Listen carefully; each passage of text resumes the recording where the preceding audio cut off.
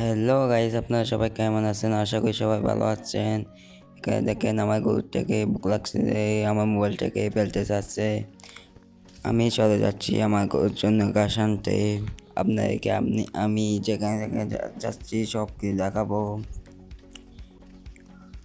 এইটা আমার first blog, আপনারা সবাই আমাকে সাপোর্ট করবেন। সো এখন আমি চলে যাব আমার গরুর জন্য ঘাস আনতে।